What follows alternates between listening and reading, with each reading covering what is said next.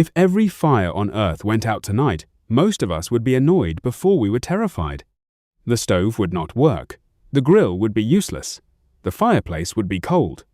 But we would still have phones, flashlights, batteries, delivery apps, electric heat, and a dozen other ways to fake daylight.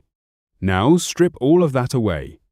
No matches, no stove, no furnace, no streetlights, no cooked meal waiting in a kitchen, no warm room after sunset, no glowing screen in your hand. Just the dark. For ancient humans, fire was not a lifestyle upgrade. It was one of the thin lines between a survivable night and a very bad one. And for a long time, our ancestors may not even have known how to make it whenever they wanted.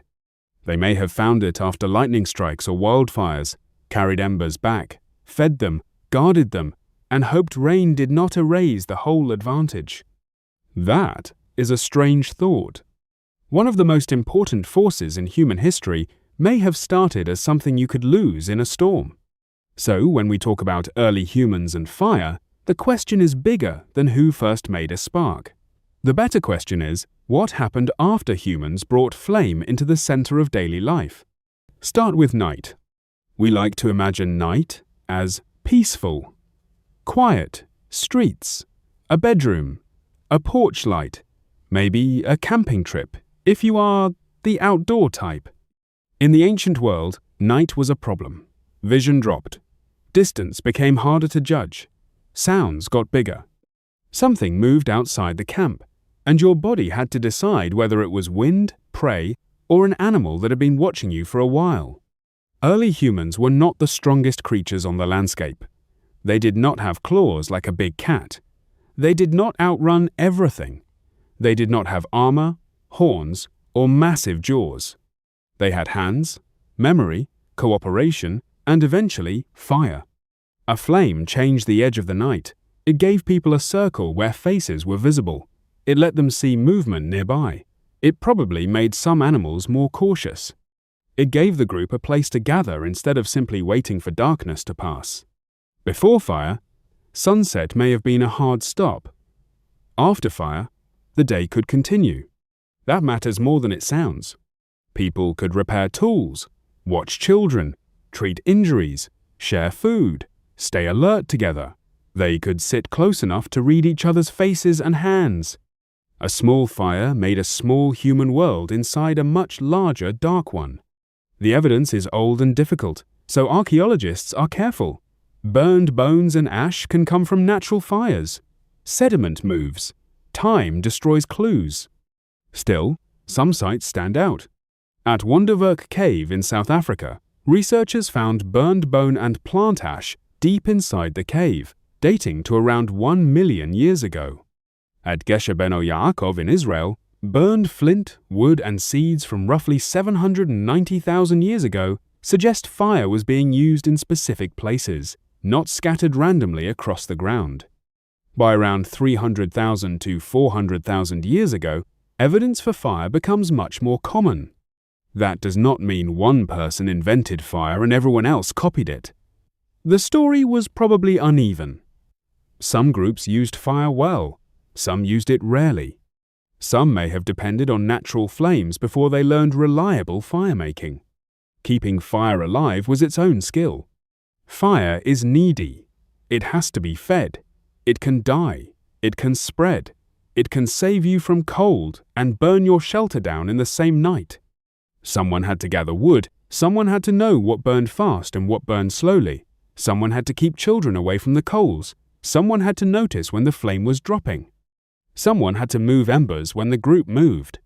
That means fire trained people to think ahead. Not only, what are we eating now, but what will keep burning after dark? Not only, where can we sleep, but where can smoke go? A group with fire had to organize itself around the flame. In a very practical way, fire made planning visible. Then came food. Cooking is so ordinary now that we barely think about it. Boiling water, roasting meat, baking bread, heating leftovers, grilling in a backyard. It feels like culture, taste, comfort. For early humans, cooked food may have changed the body's math. Raw food takes work. Tough plants, raw meat, roots, tubers, and connective tissue demand chewing and digestion. Cooking softens food. It can make calories easier to access. It kills many parasites and pathogens. It turns things that are hard to eat into things the body can use more efficiently. The cooking hypothesis, associated with primatologist Richard Wrangham, argues that cooked food may have helped support the evolution of larger human brains by giving our ancestors more usable energy. Scientists still debate the details, and it would be too simple to say, fire alone made us human. Evolution does not work like that. But the idea makes sense at a basic level. Brains are expensive. They burn a lot of energy. If fire helped humans get more energy from food, then a flame outside the body may have changed what the body could afford. That is a wild trade. A little heat on meat or roots could mean less chewing, easier digestion, more calories, and more time for everything else. More time to learn, more time to watch, more time to make tools, more time to sit with others after dark. And this is where fire becomes more than heat. A hearth creates a center. Picture an ancient evening, not a clean movie scene, something rougher, smoke in the air, children too close to the warmth, adults carrying food back, someone cracking bones for marrow, someone scraping a tool edge, someone coughing from smoke, someone watching the darkness beyond the light. Around that fire, information could move. A warning about a place near the river, a memory of where animals passed last season, a lesson about which plant made someone sick, a gesture that explained a hunt, a story about a danger that almost killed somebody. Maybe the language was not like ours yet. Maybe it was partly sound, partly hands, partly demonstration. But fire gave the group time and visibility. Faces could be seen, hands could be followed. People could stay awake together. Before writing, before schools, before maps, human knowledge lived in bodies and memory. Fire helped gather those memories in one place. That is the part I find hardest to shake. The first campfires may have been kitchens, heaters, and warning systems, but they may also have been the earliest classrooms. Not classrooms with desks, a circle of tired people, dirty hands, smoke, hunger, and someone trying to make sure the next person did not repeat a fatal mistake. That is how culture survives. One person learns. The group remembers. Fire made that easier. It also changed emotion. If you have ever sat around a campfire, you know people act differently there. Conversations slow down. People stare into the flames. Someone starts telling a story they would not tell under fluorescent lights. Even in modern America, where a fire pit is usually recreation, the mood changes. A backyard fire, a hunting cabin, a national park campsite, summer camp, a beach bonfire, s'mores burning because someone held the stick too low for 1 second. We treat fire as atmosphere now, but the body may remember something older. Warmth, safety, people nearby, the dark held back for a while. That does not mean fire was gentle. It was dangerous from the beginning. Smoke damages lungs and eyes. Sparks travel. Burns can disable a person. A careless flame can destroy a shelter. A fire in the wrong place can reveal where you are. A group that depends on fire but loses it during cold weather is suddenly in trouble.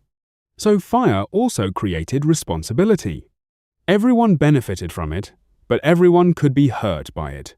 That probably made the hearth a serious place. You could not treat it casually. You had to respect it because the whole group was tied to it. That pattern never really stopped. The biggest human technologies do not just give us new abilities, they rearrange how we live. Fire did that first. It changed food. It changed sleep. It changed where people could survive. It made colder places less impossible. It helped humans extend the day. Later, it would lead to ceramics, metalworking, engines, factories, and the modern world. But before all of that, fire changed the ancient night. It gave people a place to return to. It made the group easier to hold together. It gave memory a stage. And maybe that is why humans discovered fire sounds too small. Fire was not simply discovered like a stone on the ground. Humans had to build a relationship with it. They had to learn its behavior. They had to feed it, carry it, protect it, and fear it. Once they did, they were no longer just moving through the dark. They had a center. So why couldn't ancient humans live without fire? Because fire solved problems that no single tool could solve. It made the night less dangerous. It made food more useful. It made cold more survivable. It gave people more hours together. It helped turn experience into shared memory. Fire did not make humans human by itself, but it changed the conditions under which humans could become what we are. Tonight, if you pass a candle, a grill, a fireplace, or the small blue flame on a stove, it is easy to see something ordinary. For most of history, it was not ordinary at all. It was protection, food, work, warning, comfort, risk, a gathering place. A small piece of controlled danger that helped our ancestors survive the dark. And some old part of us still seems to know it. The night is outside. The people are close. The fire is alive.